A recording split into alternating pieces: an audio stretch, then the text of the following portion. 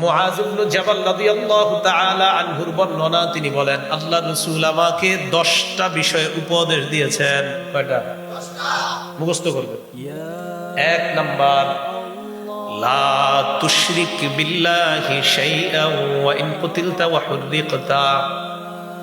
তোমাকে যদি জ্বালিয়ে দেওয়া হয়, তোমাকে যদি পুড়িয়ে দেওয়া হয়, তোমাকে যদি হত্যা করা হয়, এরপরেও তুমি আল্লাহর সাথে শিরিক করবা না।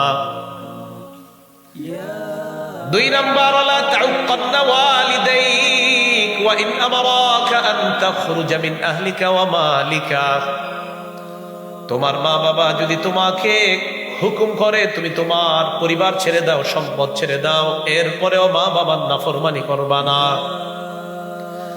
3 নাম্বার, ওয়ালা তাতরুকান্না সালাতান মাকতুবাতান মুতাআম্মিদা। ইচ্ছাকৃতভাবে এক ওয়াক্ত ফরজ নামাজ ছেড়ে দিবা না। ফাইন্না মান তারাকা সালাতান মাকতুবাতান মুতাআম্মিদান ফাকাদ বারিআত মিনহু জিম্মাতুল্লাহ। এক ওয়াক্ত ফরজ নামাজ যদি কেউ ইচ্ছাকৃতভাবে ছেড়ে দেয়, তার উপর থেকে আল্লাহর দায়িত্ব উঠে যায়। নাউজুবিল্লাহ। এক ওয়াক্ত ফজর নয়, ফরজ। বলেন ফজর না ফরজ? এক ওয়াক্ত ফরজ বললেন না আপনি, যা বান্দা তোর যা মন চায় তুই তা কর, আমি আল্লাহ তোর দায়িত্ব নিচ্ছি। এক ওয়াক্ত ফরজ, এক ওয়াক্ত ফরজ নামাজ হাতে পায়ে ধরে বলি, জ্ঞান থাকতে ফরজ নামাজ ছেড়ে দিয়ে না। 4 নাম্বার, ওয়ালা তাশরাবান্না খামরা। মাদক সেবন করবা না, মদ পান করবা না। ফাইন্নাহু রাসু কুল্লি ফাহিশা। মাদক সমস্ত অশ্লীলতার মূল, সমস্ত ফাহিশার মূল হলো মাদক সেবন করা। 5 নাম্বার, ইয়াকা ওয়াল মাসিয়া ফাইন্না বিল মাসিয়াতি হাল্লা সাখাতুল্লাহ। আল্লাহর নাফরমানি থেকে বেঁচে থাকবা। আল্লাহর নাফরমানির কারণে আল্লাহর ক্রোধ পৃথিবীতে নাজিল হয়। নাউজুবিল্লাহ। আল্লাহরে রাগায়া দিন। নাফরমানের কারণে আল্লাহর রাগ নাজিল হয়। আল্লাহর রাগ এটা যেন আমাদের উপর না আসে। আল্লাহর রাগ, আল্লাহর গজব, আল্লাহর গোসা এটা যেন আমাদের উপর না হয়। আল্লাহ আপনি আমাদেরকে আপনার রহমতের চাদরে ঢেকে নেন। 6 নাম্বার, ওয়া ইয়াকা ওয়াল ফিরার মিনাজ জাহফি। জিহাদের ময়দান থেকে পলায়ন করবা না। ওয়া ইন হালাকান নাস। সবাই যদিও ধ্বংস হয়ে যায়, তুমি জিহাদের ময়দান থেকে পলায়ন করবা না। 7 নাম্বার, ইযা আসাবান নাস মুতান। কোন এলাকায় যদি মহামারী দেখা দেয়, ওয়া আনতা ফীহিম, তুমি যদি ওই মহামারী কবলিত এলাকায় থাকো, ফাসবুত, তুমি সেখানেই থাকবা। মহামারীর ভয়ে ওই এলাকা ছেড়ে বাহিরে যাবা না।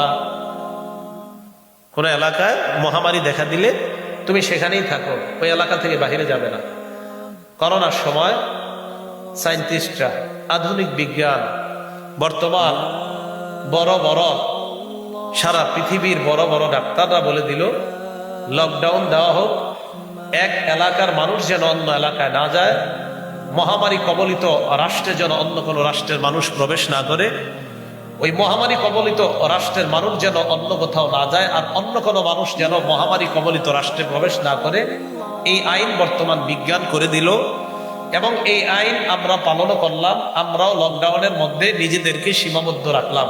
আমার নবী তো এই কথা 1500 বছর আগে বলে গেছে। রাসূল সাল্লাল্লাহু আলাইহি সাল্লাম সবচেয়ে বড় বিজ্ঞানী। আমার নবী কত বছর আগে বলে গেছে, আর ওনারা এখন গবেষণা করে এটা জানাইছে। তাই সারা পৃথিবীর শ্রেষ্ঠ পুরস্কার অন্য ধর্মের মানুষও যদি দিতে চায়, আমার নবীকেই দেওয়া দরকার। এই আইন তো 1500 আমাদের কাছে তো নবীজির সম্মান জীবনের চেয়ে বেশি। আমরা বলছি যে অন্য ধর্মের মানুষও যদি গবেষণা করে, যে তারা এখন গবেষণা করলো, আমার হাবিব 1500 বছর আগে এই গবেষণা দুনিয়াতে দিয়ে গেছে। এই গেল 7, 8, 9, 10 একটু মনোযোগ দিয়ে শোনেন। পরিবারের অভিভাবক যারা আছেন আপনাদের জন্য খুবই গুরুত্বপূর্ণ 8, 9, 10। 8 নাম্বার, ওয়ানফিক আলা আহলিকা মিন তাওলিকা। সাধ্য অনুযায়ী তুমি তোমার পরিবারের উপর খরচ করবা, সামর্থ্য অনুযায়ী। 9 নাম্বার, ওয়ালা তারফা আনহুম আসাকা আদাবা।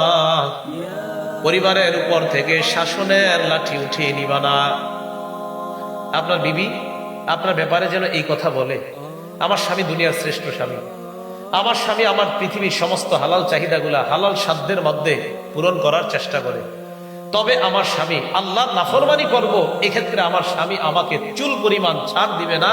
এটা যেন আপনার বিবির মধ্যে আপনার ব্যাপারে তার যেন এই অনুভূতি থাকে, এটাই শাসনের লাঠি।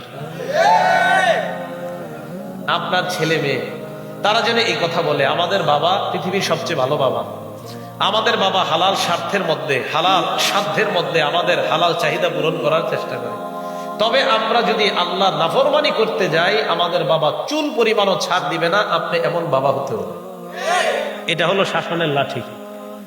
আপনার ছেলে মেয়েটা যেন ফজরের সময় এই চিন্তা রাখে যে ফজর নামাজ না পড়লে একদিক দিয়ে আব্বার প্রহার থেকে বাঁচা যাবে না, অন্য দিক দিয়ে আম্মার কাছ থেকে নাস্তাও পাওয়া যাবে না। এটা আপনার পরিবারের ছেলে মেয়েগুলা যেন আপনাদের ব্যাপারে এই মানসিকতা রাখে। তাহলে শাসনের লাঠিটা কি বুঝে আসছে সবার? এটা শাসনের লাঠি। 10 নাম্বার, ও আখিফুম ফিল্লাহি আযজা ওয়া জাল, পরিবারকে সদা সর্বদা আল্লাহর ভয় দেখাও। মাঝে মাঝে পরিবারের ছেলে মেয়ে স্ত্রী তাদের সবাইকে নিয়ে একটু বসেন না, বৈশা একটা হাদিসের কিতাব খোলেন, বৈশা একটা ভালো ইসলামিক বই তাদের সামনে পড়েন, বৈশা আল্লাহ রসুলের শিশু জীবনের গল্পগুলা তাদের সামনে পড়ে শোনান। এইভাবে আপনি আপনার পরিবারগুলাকে নিয়ে বসেন, বসার পর এইভাবে তাদের মাঝে আপনি জান্নাত জাহান্নামের বিষয়গুলা পড়ার মাধ্যমে দেওয়ার চেষ্টা করেন। এইভাবে বললেন না যে এটা জান্নাত এটা জান্নাত, বলা দরকার নাই। আপনি একটা বই থেকে পড়েন, ইনশাআল্লাহ দেখবেন আস্তে আস্তে তাদের মাঝে জান্নাত কি, জাহান্নাম কি, আল্লাহ কি, নবী কি, ফেরেশতা কারা, এই ব্যাপারে ছোট থেকে আপনার সন্তানের মাঝে মানসিকতা তৈরি হয়ে যাবে। এটা আখিফুম ফিল্লাহি আযজা ওয়া জাল, আল্লাহর ব্যাপারে তোমার পরিবারকে ভয় দেখাও। তাহলে বলেন তো এই উপদেশগুলা তখন সম্ভব হবে যদি আমাদের পরিবারটা ইসলামিক পরিবার বানানো যায়। আল্লাহ সকলের পরিবারগুলোকে ইসলামিক আদর্শ পরিবার হওয়ার তৌফিক দান করেন।